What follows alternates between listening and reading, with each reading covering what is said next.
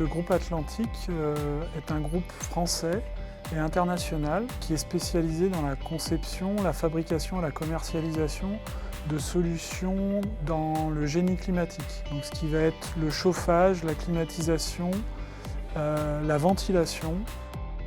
Le groupe Atlantique aujourd'hui emploie dans le monde plus de 10 000 personnes et représente un chiffre d'affaires de 2,5 milliards d'euros. Et ici, sur le site de Pont-de-Vaux et de Beauce, nous employons, en fonction de la saisonnalité, entre 200 et 250 personnes dédiées à la recherche et développement et dédiées à la fabrication de nos produits pour le marché collectif.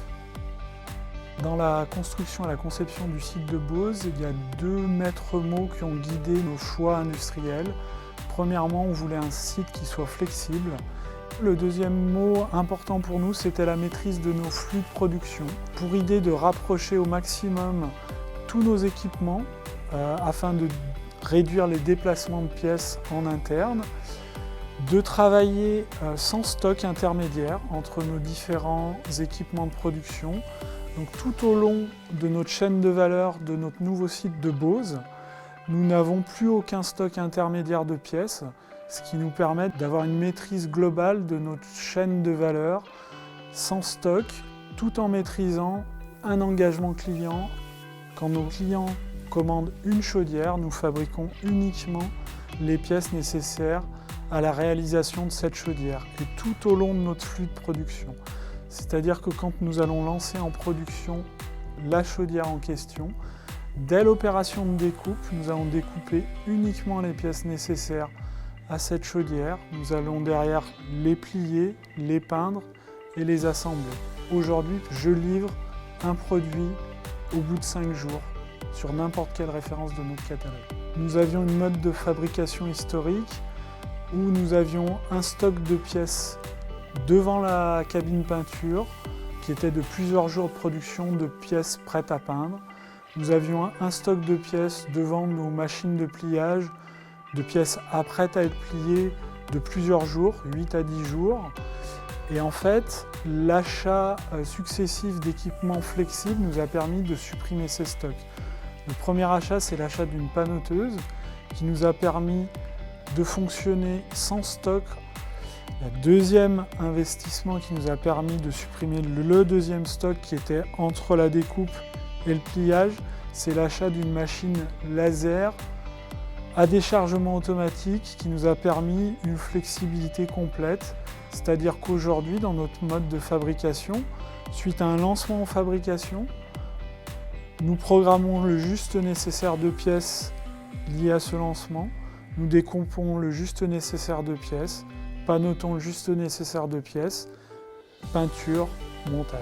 Dans cette évolution, l'un de nos gros gains concerne la partie manutention de pièces et logistique de pièces entre nos différents procédés. Avant, nous avions un magasin où nous stockions de la pièce et nos opérateurs utilisaient un chariot élévateur, allaient stocker de la pièce, allaient chercher de la pièce pour l'approcher de la panoteuse, allaient ranger ses pièces et ainsi de suite. Nous n'utilisons aujourd'hui plus aucun chariot élévateur de manutention. Les pièces sortent de la découpe sur des tables à roulettes.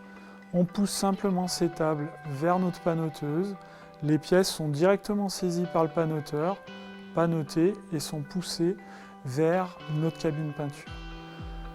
Le gain d'efficacité sur ce flux logistique, c'est environ 30% de gain par rapport à ce qu'on faisait avant. L'un des points clés qui a guidé notre choix sur l'équipement, ça a été de vérifier que ce nouvel équipement et cette nouvelle manière de travailler n'a pas d'impact sur le taux de chute. Aujourd'hui, vu les coûts matières, il est évident que nous devons maîtriser un maximum nos taux de chute. Et en fait, nous fonctionnions historiquement avec un très gros lot de pièces.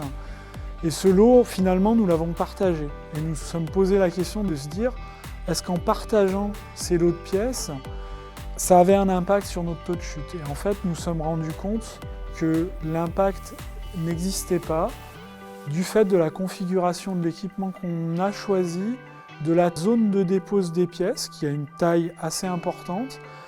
Ça nous a permis d'avoir des jobs et une volumétrie de pièces à l'intérieur d'un job qui n'a pas d'impact sur notre taux de chute. La machine de découpe laser Salvagnini avec tri de pièces automatique, quand on compare son efficacité à une ancienne machine du type poinçonneuse qui peut avoir une dizaine d'années, on a gagné en termes d'efficacité de main-d'œuvre opérateur. On a divisé par 4 le nombre de personnes qu'il nous faut pour sortir un volume de pièces. Aujourd'hui, notre opérateur qui conduit la machine de découpe Salvagnini va aller faire aussi du panotage pendant que la machine fonctionne en automatique. Un gain d'efficacité d'environ 4 par rapport à une machine standard.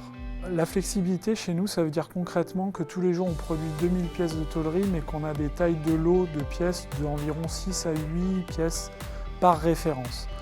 Donc toute la problématique, c'est d'avoir un outil industriel flexible et d'être efficace sur les changements de série. Et le travail sur le flux, la société Salvagnini nous a accompagnés tout au long du projet, dans les phases d'études, où elle nous a permis de nous conforter dans nos idées vis-à-vis du flux et notamment vis-à-vis de la maîtrise du taux de chute. On a fait tout un tas de simulations. Et une fois l'équipement en place, les résultats sont présents et à la hauteur de nos attentes. En termes d'efficacité, nous avons bien rempli nos objectifs, nous maîtrisons nos flux. Grâce au logiciel OPS Salvagnini, nous avons pu connecter notre GPAO aux équipements Salvagnini et aujourd'hui, on assure un transfert de données entre notre GPAO vers les équipements Salvagnini et les équipements Salvagnini nous renvoient l'information de production et de consommation de matière vers notre GPAO, ce qui a permis d'avoir une intégration informatique dans nos systèmes complète et efficace.